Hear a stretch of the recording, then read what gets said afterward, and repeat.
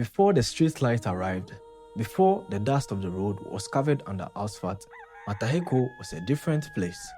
In 1964, it was a place of sparse houses and long heavy stretches of darkness. When the sun went down, the town went silent. People respected the night back then. They knew it didn't belong to them. My father was a young man then. His mind already halfway to Germany, he was set to leave on a Saturday to study radio technology. His bags were likely packed. His future was a flight to Geneva. He was focused, staying out of trouble and avoiding anything that might derail his journey. But the night has a way of finding you. Close to midnight, he was standing outside with his friend, Akute, and out of the shadows emerged a woman. She was beautiful, well-dressed, and moving with a grace that felt out of place for such a late hour in a quiet town. Akute was immediately captivated. My dad was wary. He wanted no distractions, but Akute insisted. Despite his silence, the lady was still invited to his small cabin. With no other choice left, my dad stepped out into the cool night air to give them some privacy. He stood in the silence of Mataheko, waiting. Then, the silence shattered. The door burst open.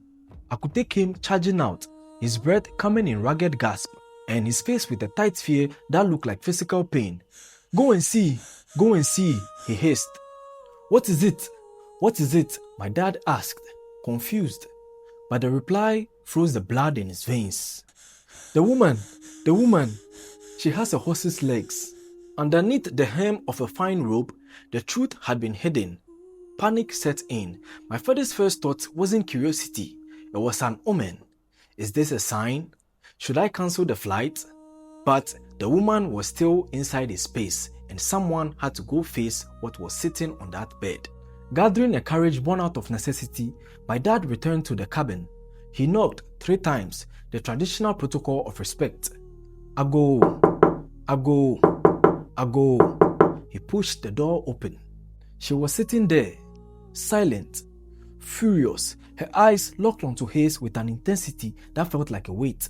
Without thinking, driven by an instinct he still can't explain, he reached out into his pocket.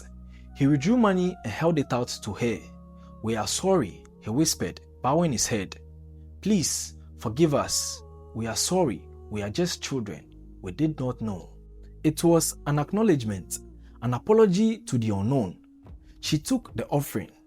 She stood up, looked at him for one long eternal moment, and then walked out into the night. My dad followed at a distance, repeating a rhythmic thank you, until she reached the edge of the darkness. She walked for miles into the bush of old Mataheko. Then the silence of the night was pierced by a sound no human throat could make. She neighed like a horse. The sound echoed. Then again.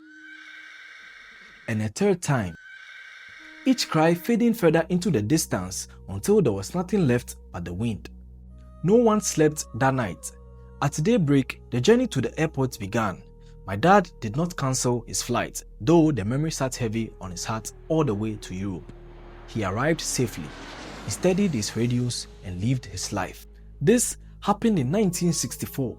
Today, at 83 years old, my dad still tells the same story. He has never changed a single word, and he doesn't care if you believe it. He just knows what he saw in the dark before Mataheko grew up.